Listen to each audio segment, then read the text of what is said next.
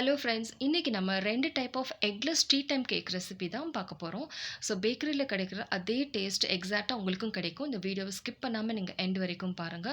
ஒரு முக்கியமான 5 டிப்ஸுமே நான் ஷேர் பண்ணியிருக்கிறேன். ஸோ கண்டிப்பா இது உங்களுக்கு யூஸ்ஃபுல்லா இருக்கும். நம்ம வீட்லயே இதே மாரி டேஸ்ட்டான டீ டைம் கேக்ஸ் ரெடி பண்ணிக்கலாம். ஃபர்ஸ்ட் நம்ம பார்க்க போறது பார்த்தீங்கன்னா, Iyengar bakery style சூஜி fruit cake recipe தான். இன்கிரீடியன்ட்ஸும் நான் குடுத்துருக்கிறேன். Iyengar bakery style சூஜி tea time cake. So இந்த கேக்க நீங்க ஒரு தடவ சாப்பிட்டீங்கன்னா, திரும்ப திரும்ப சாப்பிடணுன்ற தோன்ற அளவுக்கு ரொம்ப டேஸ்ட்டா இருக்கும். ஸோ கண்டிப்பா நீங்க ஒரு தடவ ட்ரை பண்ணி பாருங்க. இதில பார்த்தீங்கனாலே தெரியும் எவ்வளோ சாஃப்ட்டா வந்திருக்குன்னு. ஸோ இது வெறும் ரவையில மட்டும் பண்றதுனால, இது கண்டிப்பா ஒரு ஹெல்தியர் வெர்ஷனும் கூட. ஸோ இது கூடவே இன்னைக்கு ஆயில் ஃப்ரீயாவும், சுகர் ஃப்ரீயாவும் எப்படி பண்ணலாம் அப்படிங்கிறதுக்கும் இந்த வீடியோல நான் டிப்ஸ் குடுத்துருக்கிறேன். வீடியோவ கடைசி வரைக்கும் ஸ்கிப் பண்ணாம பாருங்க. இந்த சூஜி கேக் ட்ராவல் டைம்க்கோ, இல்ல ஈவினிங் டீ டைம் கேக்கோ ரொம்ப பெர்ஃபெக்ட்டான சாய்ஸா இருக்கும். ஸோ நான் குடுத்துருக்கிற இந்த மெஷர்மெண்ட்ல நீங்க ட்ரை பண்ணி பாருங்க. ரொம்ப டேஸ்ட்டா இருக்கும். இன்னைக்கு மெஷர்மெண்ட்ஸ் பார்த்தீங்கன்னா, கிராம்ஸ் அளவுலயும், இல்ல கப் அளவுலயும் 2மே நான் குடுத்துருக்கிறேன். ஸோ நான் வந்து 240 ml கப் யூஸ் பண்ணியிருக்கிறேன். உங்ககிட்ட எந்த கப் இருந்தாலும் பரவால்ல. சப்போஸ் 250 ml, 200 ml, 240 எதுவா இருந்தாலும், அது கூடவே குடுத்துருக்கிற செட்ட நீங்க அப்படியே யூஸ் பண்ணீங்கன்னா கரெக்ட்டா இருக்கும். சப்போஸ் இப்போ உங்ககிட்ட கப் அளவு எதுவுமே இல்லைன்னா, நீங்க நார்மல் நம்ம யூஸ் பண்ற கிளாஸ் இருக்கு இல்லையா?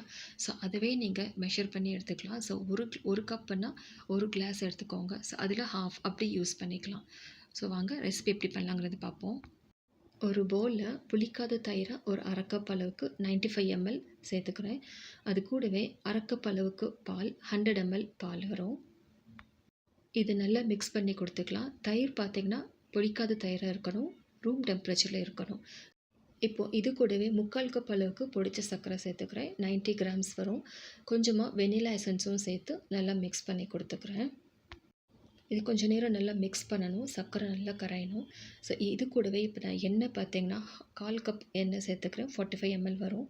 இப்போ உங்களுக்கு ஆயில் ஃப்ரீ, சுகர் ஃப்ரீ வேணும்னு நினச்சிங்கன்னா, சர்க்கரைக்கு பதில் பொடிச்ச வெல்லம் சேர்த்துக்கலாம். ஆயிலுக்கு பதிலா நீங்க வந்து நம்ம வீட்ல இருக்கிற பாலாடையே நல்லா பீட் பண்ணி, அதுக்கு பதிலா நீங்க சேர்த்துக்கலாம். இல்லன்னா கீ கூட சேர்த்துக்கலாம். இப்ப அடுத்து ரவையோட அளவுன்னு பார்த்தீங்கன்னா, 1 கப் அளவுக்கு 160 கிராம்ஸ் வரும். ஸோ இப்போ இந்த ரவைய நான் மிக்ஸியில ஒரு சுத்து சுத்தி நல்லா சாஃப்ட்டா எடுத்து வச்சிருக்கிறேன். இப்போ எதுக்காக ரவைய அரைக்கிறோம்னு பார்த்தீங்கன்னா, பொதுவா ரவைய ஊற வைக்கும்போது நல்லா உப்பி வரும். ஸோ நம்ம ஃபைன் பவுடர் பண்ணிட்டு நம்ம ஊற வச்சோம்னா, சீக்கிரமா அந்த ப்ராசஸ் முடிஞ்சிரும். இப்போ இது கூட ஒரே ஒரு டேபிள் ஸ்பூன் மைதா மாவு சேர்த்துக்கிறேன். 10 கிராம் அளவு வரும். இது ஒரு பைண்டிங் ஏஜென்ட்காக தான் நம்ம ஆட் பண்ணுறோம். இது கூடவே ஒரே ஒரு டேபிள் ஸ்பூன் மில்க் பவுடரும் சேர்த்துக்கலாம். டெக்ஸ்சரும் டேஸ்ட்டும் நல்லாயிருக்கும். அதுவும் 10 கிராம்ஸ் அளவில் வரும். இப்போ இது கூட ஒரு டேபிள் ஸ்பூன் கஸ்டர்ட் பவுடரும் சேர்த்துக்கலாம். இது வந்து ஒரு நல்ல டேஸ்ட்டை கொடுக்கும். இது கூடவே ஒரு பிஞ்ச் ஆஃப் சால்ட், கொஞ்சமாக உப்பு சேர்த்துக்கலாம். இப்போ நல்லா மிக்ஸ் பண்ணி கொடுத்துக்கலாம். இப்போ நல்லா மிக்ஸ் பண்ணும்போது நல்லா தெரியுது. நம்ம பேட்டர் வந்து லிக்விடா இருக்கிற மாரி தெரியுது. ரொம்ப அதிகமா பால் சேர்த்த மாரி நமக்கு ஃபீல் ஆகுது. பட் இல்லங்க. ரவை வந்து கொஞ்சம் நேரத்தில எல்லாமே அப்சர்வ் பண்ணிரும். ஸோ இப்போ ரவை சேர்த்ததுனால கண்டிப்பா அது ஒரு ரெஸ்டிங் டைம் அட்லீஸ்ட் 1 ஹவர் நம்ம குடுத்து தான் ஆகணும். டைம் இருந்தா 2 ஹார்ஸ் கூட நீங்க ரெஸ்டிங் டைம் குடுத்துக்கலாம். இப்போ இந்த கன்சிஸ்டன்சி பார்த்தீங்கன்னா, கொஞ்சம் வாட்டரியா தான் தெரியுது. இப்போ நான் இது கூட கொஞ்சமா கலர் சேர்த்துக்கிறேன். எல்லோ ஃபுட் கலர் சேர்த்துருக்கிறேன். உங்களுக்கு வேணும்னா சேர்த்துக்கோங்க, இல்லைன்னா ஸ்கிப் பண்ணி வச்சுக்கோங்க. ஸோ இப்போ இத கவர் பண்ணி அட்லீஸ்ட் 1 ஹவருக்கு நானு செட் பண்ணி வச்சுக்கிறேன். அதுக்கப்புறமா அடுத்த ப்ராசஸ் பார்ப்போம். ஸோ இந்த ரெசிபிக்கு நான் 7/3 இன்ச் பேக்கிங் டின் தான் எடுத்திருக்கிறேன். இதை நல்லா ஆயில் கொடுத்து நல்லா க்ரீஸ் பண்ணி கொடுத்துக்கலாம். சைட்ஸ் எல்லாம் கலர் சேஞ்ச் ஆகாமல் இருக்கிறதுக்காக நான் ஃபுல்லுமே கவர் பண்ணி கொடுத்துருக்குறேன். ஸோ இது மாதிரி செட் பண்ணி நம்ம தனியாக வச்சுக்கலாம். இப்போ 1 ஹவர் ஆனதுக்கப்புறம் பார்த்திங்கன்னா, நம்ம பேட்டர் ரொம்ப திக்காக இருக்குது. பார்த்திங்கனாலே நல்லா தெரியும். எந்த அளவுக்கு வாட்டரியாக இருந்துச்சோ, இப்போ நல்லா இந்த ரவை வந்து நல்லா வாட்டரெல்லாம் உறிஞ்சிருச்சு. ஸோ இதுதான் கரெக்டான கன்சிஸ்டன்சி. எப்போயுமே டீ டைம் கேக் பார்த்திங்கன்னா, ரொம்ப திக்காக இருக்கணும் கன்சிஸ்டன்சி. நார்மல் கேக்கை விட கொஞ்சம் திக்காக தான் இருக்கணும். இது அதிகமாக திக்காக இருக்கனால நான் கொஞ்சமாக ஒரு டேபிள் ஸ்பூன் அளவுக்கு நான் பால் சேர்த்து நல்லா மிக்ஸ் பண்ணி கொடுத்துக்கிறேன். இப்போ ஒரு தடவை நல்லா மிக்ஸ் பண்ணி கொடுத்ததுக்கப்புறம் பேக்கிங் பவுடர் 3/4 டீஸ்பூன் சேர்த்துக்கலாம். கூடவே பேக்கிங் சோடா 1/4 டீஸ்பூன் அளவுக்கு நான் சேர்த்துக்கிறேன். Baking soda, baking powder add பண்ணதுக்கப்புறம் அதிகமாக மிக்ஸ் பண்ணி கொடுக்காதீங்க. லைட்டாக ஒரு மிக்ஸ் கொடுத்தா போதும். இப்போ எதுக்காக பேக்கிங் பவுடரும் சோடாவையும் லாஸ்ட்டில் ஆட் பண்ணுறோன்னு பார்த்தீங்கன்னா, நம்ம ரவை 1 மணி நேரம் ஊற வைக்கிறதுனால முதவே ஆட் பண்ணோன்னா அதோட பேக்கிங் ப்ராசஸ் ஸ்டார்ட் ஆகிடும். ஸோ அதுக்காக தான் எண்டில் ஆட் பண்ணுறோம். இப்போ இது கூடவே ஒரு டேபிள் ஸ்பூன் அளவுக்கு நான் டூட்டி ஃப்ரூட்டி ஆட் பண்ணிக்கிறேன். உங்களுக்கு வேணும்னா ட்ரை ஃப்ரூட்ஸையும் நீங்கள் ஆட் பண்ணிக்கலாம். இப்போது இது ஃபைனலாக கட் அண்ட் ஃபோல்ட் மெத்தடில் 2, 3 தடவை நல்லா மிக்ஸ் பண்ணி கொடுத்துக்கலாம். மிக்ஸ் பண்ணதுக்கப்புறம் நம்ம க்ரீஸ் பண்ணி வச்சுருக்கிற நம்ம பேக்கிங் டின்னுக்கு நம்ம மாற்றிக்கலாம்.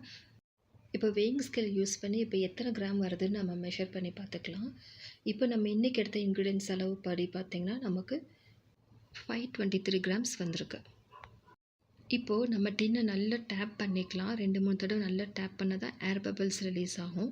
ஸோ டேப் பண்ணதுக்கப்புறம் நான் மேலே கொஞ்சமாக டூட்டி ஃப்ரூட்டியை வச்சு டெக்கரேட் பண்ணிக்கிறேன். ஒன்ஸ் நீங்கள் டெக்கரேட் பண்ணதுக்கப்புறம் நீங்கள் டேப் பண்ணாதீங்க.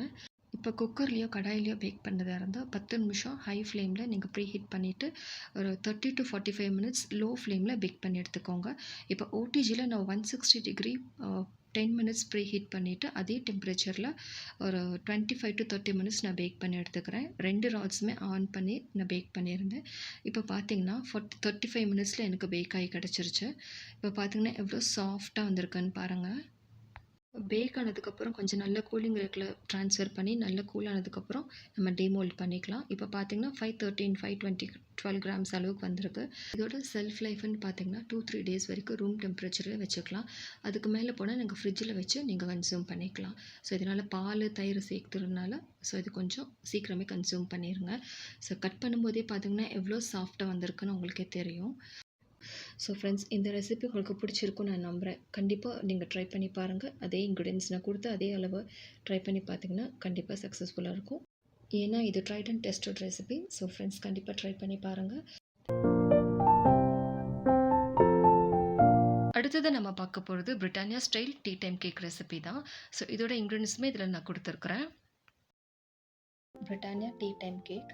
ஸோ இந்த கேக் நம்ம கடைகளில் கிடைக்கிற மாதிரி பிரிட்டானியா டூட்டி ஃப்ரூட்டி கேக் மாதிரி எக்ஸாக்ட் அதே டேஸ்ட்டோட அதே டெக்ஸ்டர் சாஃப்ட்னஸ் கண்டிப்பாக அதே மாதிரி தாங்க இருக்கும். இதில் முட்டை எதுவும் சேர்க்க போகிறது கிடையாது. ஸோ இது 100% எக்லெஸ் கேக் தான். இன்றைக்கி இந்த ரெசிப்பியில் வெறும் தண்ணி மட்டும்தான் ஆட் பண்ணி நான் பண்ண போகிறேன். பாலோ இல்லை தயிரோ சேர்த்து பண்ண போகிறது கிடையாது. ஏன்னா தண்ணி ஆட் பண்ணி பண்ணும்போது இதோட செல்ஃப் லைஃப் அதிக நாள் வரும். ஸோ இப்போ பார்த்திங்கனாலே தெரியும் உங்களுக்கு எந்த அளவுக்கு சாஃப்டாக இருக்குன்னு பாருங்கள். ஸோ கண்டிப்பாக இந்த ரெசிபி ஒருத்தர் ட்ரை பண்ணி பாருங்கள். உங்களுக்கு இது கண்டிப்பாக பிடிக்கும். வாங்க ஃப்ரெண்ட்ஸ், எப்படி பண்ணலாம் அப்படிங்கிறத பார்ப்போம். ஸோ இப்போ இதுக்கு வந்து 7/4 inch டின் தான் எடுத்துருக்குறேன். ஃபஸ்ட் இதில் பட்டர் பேப்பரை போட்டு கொஞ்சமாக எண்ணெய் சேர்த்து நல்லா க்ரீஸ் பண்ணி வச்சுக்கலாம். இப்போது ஒரு பவுலில் 3/4 கப் அளவுக்கு தண்ணி சேர்த்துக்கிறேன். கொஞ்சம் கொஞ்சமாக தண்ணியை ஆட் பண்ணிக்கலாம். இப்போதைக்கு நான் கொஞ்சமாக ஆட் பண்ணி வச்சுருக்கிறேன். இப்போ எம்எல்ல கால்குலேட் பண்ணிங்கன்னா 120 ml வரும். இது கூடவே 1/2 கப் அளவுக்கு நான் எண்ணெயை சேர்த்துக்கிறேன். இதோட எம்எல் அளவுன்னு பார்த்தீங்கன்னா 50 ml வரும். இதை நல்லா மிக்ஸ் பண்ணி கொடுத்துக்கலாம். இப்போது இது கூடவே 1 கப் அளவுக்கு பொடிச்ச சர்க்கரையை சேர்த்துக்கிறேன்.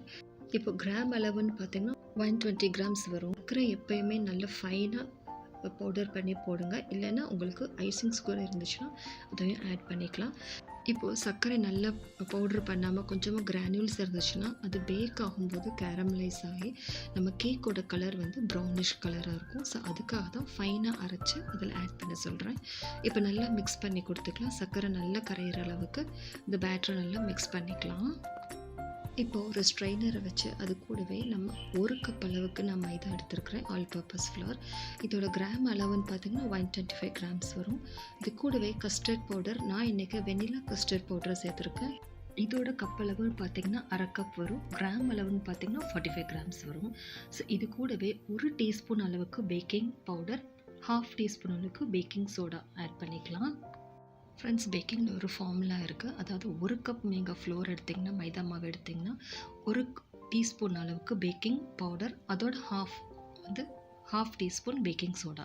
இந்த ஃபார்முலா எப்போயுமே நீங்கள் ஞாபகம் வச்சுக்கோங்க. இதே அளவில் நீங்கள் இப்போ 1.5 கப் எடுத்திங்கன்னா 1.5 டீஸ்பூன் பேக்கிங் பவுடர், அதோட 3/4 டீஸ்பூன் பேக்கிங் சோடா. அந்த ஃபார்முலா நீங்கள் எப்போயுமே எல்லாத்துக்குமே யூஸ் பண்ணுங்கள், கரெக்டாக இருக்கும். இப்போது இது நல்லா மிக்ஸ் பண்ணி கொடுத்துக்கலாம். கட்டிப்படாமல் நல்லா மிக்ஸ் பண்ணணும். ஏன்னா இதில் கஸ்டர்ட் பவுடர் சேர்த்துருக்கிறதுனால கொஞ்சம் கட்டிப்படுற மாதிரி வரும். ஸோ அதனால் கொஞ்சமாக தண்ணியும் ஆட் பண்ணிக்கலாம். ரொம்ப கெட்டியாக இருக்கிற மாதிரி இருக்கிறதுனால கொஞ்சம் தண்ணியை ஆட் பண்ணிவிட்டு நல்லா மிக்ஸ் பண்ணி கொடுத்துக்கிறேன். இப்போ அடுத்தது இதோட டேஸ்ட் என்ஹான்ஸ் பண்ணுறதுக்காக 2-3 ஃப்ளேவர்ஸ் நான் ஆட் பண்ண போகிறேன். ஃபஸ்ட்டு மிக்ஸ்டு ஃப்ரூட் எசன்ஸ் நான் கொஞ்சமாக ஆட் பண்ணிக்கிறேன். இது கூடவே ஆரஞ்சு எசன்ஸும் நான் ஆட் பண்ணிக்க போகிறேன். 2-3 ட்ராப்ஸ் அளவுக்கு போதும். இப்போ அடுத்தது நான் கொஞ்சமாக வெண்ணிலா எசன்ஸ் சேர்த்துக்கிறேன். இது வந்து ஆப்ஷனல் தான். ஆல்ரெடி கஸ்டர்ட் பவுடரில் வெண்ணிலா ஃப்ளேவர் இருக்கும். பட் இருந்தாலும் நான் கொஞ்சமாக ஆட் பண்ணிக்கிறேன். இது கூடவே எல்லோ ஃபுட் கலரும் நான் ஆட் பண்ணிக்கிறேன். இதுவும் ஆப்ஷன் தான் ஃப்ரெண்ட்ஸ். வேணும்னா நீங்கள் ஸ்கிப் பண்ணிக்கலாம். இப்போ இது நல்லா கட் அண்ட் ஃபோல்ட் மெத்தடில் நல்லா மிக்ஸ் பண்ணி கொடுத்துட்டே இருக்கணும். ரொம்ப ஓவர் மிக்ஸும் பண்ணிடக்கூடாது. இதுதான் கரெக்டான கன்சிஸ்டன்சி. ரிப்பன் கன்சிஸ்டன்சின்னு சொல்லுவாங்க. இதோட ஃப்ளோ பார்த்திங்கன்னா ஈவனாக அழகாக இருக்கும். ஸோ இதுதான் கரெக்டான கன்சிஸ்டன்சி. ஸோ இந்த ஸ்டேஜில் மிக்ஸ் பண்ணுறதை நீங்கள் நிறுத்திடுங்க. அதுக்கப்புறம் மிக்ஸ் பண்ணாதீங்க. ஓவர் மிக்ஸும் பண்ணக்கூடாது. இப்போது இதுக்கு தேவையான அளவுக்கு 2-3 டீஸ்பூன் அளவுக்கு நான் டூட்டி ஃப்ரூட்டி ஆட் பண்ணிக்கிறேன். இப்போது ஃபைனலாக 1 டீஸ்பூன் அளவுக்கு வினிகர் அல்லது லெமன் ஜூஸ் ஆட் பண்ணிக்கலாம். ஸோ பேக்கிங் சோடாவை ஆக்டிவேட் பண்ணுறதுக்கு கண்டிப்பாக ஒரு சார் ஐட்டம் கண்டிப்பாக சேர்த்தாகணும். தயிர் அல்லது பட்டர் மில்க் சேர்க்கணும். நம்ம இதில் எதுவுமே சேர்க்கல, வெறும் தண்ணி மட்டும் ஆட் பண்ணி பண்ணுறதுனால வினிகர் நம்ம ஆட் பண்ணால் தான் பேக்கிங் சோடா ஆக்டிவேட் ஆகும். அப்படின்னா தான் கேக் நல்லா ஸ்பஞ்சியாக ரைஸ் ஆகும். அதுக்காக தான் இந்த ப்ராசஸ் கண்டிப்பாக பண்ணுறோம். இந்த க்ரீஸ் பண்ண டின்னுக்கு மாற்றிட்டு நல்லா டேப் பண்ணி கொடுத்துக்கலாம். நல்லா டேப் பண்ணால் தான் அதுக்குள்ளான ஏர் பபிள்ஸ் எல்லாம் வெளியே வரும். இதுக்கப்புறமா நம்ம கொஞ்சமாக டூட்டி ஃப்ரூட்டி இதில் சேர்த்துக்கலாம். நீங்கள் எப்போயுமே டூட்டி ஃப்ரூட்டி ஆட் பண்ணதுக்கப்புறம் டேப் பண்ணக்கூடாது. அப்படி பண்ணிங்கன்னா டூட்டி ஃப்ரூட்டி எல்லாம் கீழே போய் உட்காந்துரும். ஸோ அதனால் எப்போயுமே டேப் பண்ணிவிட்டு அதுக்கு மேலே தான் டூட்டி ஃப்ரூட்டி ஆட் பண்ணணும். ஸோ இப்போ நம்ம இது ப்ரீ ஹீட்டட் அவனில் 180 டிகிரி நான் ப்ரீ ஹீட் பண்ணி வச்சுருக்கிறேன். அவனில் வச்சு நம்ம பேக் பண்ணி எடுத்துக்கலாம். நான் இப்போ 10 மினிட்ஸ் 180 டிகிரி மேலேயும் கீழே 2 ராடும் நான் ஆன் பண்ணி வச்சு நான் ப்ரீ ஹீட் பண்ணியிருந்தேன். இப்போ உங்களோட அவனுக்கு ஏற்ற மாதிரி நீங்கள் செட் பண்ணிக்கோங்க. இப்போ நான் உள்ளே வச்சதுக்கப்புறம் நான் 170 டிகிரி நான் ஷிஃப்ட் பண்ணிவிட்டு 2 ராட்ஸும் நான் ஆனில் வச்சு 25 மினிட்ஸ் நான் செட் பண்ணி வச்சுருக்கிறேன். 2 நிமிஷம் கழித்து நான் பாட்டம் ராட்க்கு ஷிஃப்ட் பண்ணிட்டேன். ஸோ இப்போ இன்பிட்வீன் நீங்கள் அடிக்கடி அவனை ஓப்பன் பண்ணி பார்க்கக்கூடாது. ஸோ லாஸ்ட் 5 மினிட்ஸ் முன்னாடி நீங்கள் ஒரு தடவை டச் பண்ணி பாருங்கள். ஈவனாக இருந்துச்சுன்னா விட்டுருங்க, இல்லைன்னா ஒரு 5 மினிட்ஸ் எக்ஸ்ட்ரா நீங்கள் பேக்கிங் டைம் கொடுத்துக்கலாம். இப்போ பார்த்துங்க, கேக் நல்லா பேக் ஆகி வந்திருக்கு. நீங்கள் தொட்டு பார்த்தீங்கன்னா எந்த ஒரு பிசு தண்ணியுமே எதுவுமே இல்லை, ஆயிலி கண்டென்ட் எதுவுமே இல்லாமல் நல்லா ஈவனாக பேக் ஆகி வந்திருக்கு. ஸோ இப்போ இதை எடுத்து கூலிங் ராக்கில் நல்லா வச்சு கூல் ஆனதுக்கப்புறம் தான் இதை எப்போயுமே கட் பண்ணணும். சூடாக இருக்கும்போது கட் பண்ணிங்கன்னா இது சரியாக ஈவனாக கட் பண்ண வராது. ஒரு மாதிரி பிரிஞ்சு வர மாதிரி இருக்கும். ஸோ அதனால் நல்லா கூல் ஆனதுக்கப்புறம் நீங்கள் ஸ்லைஸ் பண்ணி ஒரு ஏர்டைட் கண்டெய்னரில் பேக் பண்ணி வச்சுக்கோங்க. நீங்கள் பேக் பண்ணுறதுக்கு முன்னாடி நல்லா ஆற இருக்கணும். இப்போ நம்ம சூப்பரான டேஸ்டியான சாஃப்டான Britannia style tea time cake ready ஆயிடுச்சு ஃப்ரெண்ட்ஸ். உங்களுக்கு இந்த வீடியோ பிடிச்சிருந்தா கண்டிப்பாக உங்கள் சப்போர்ட் கொடுங்க. தேங்க்ஸ் ஃபார் வாட்சிங்.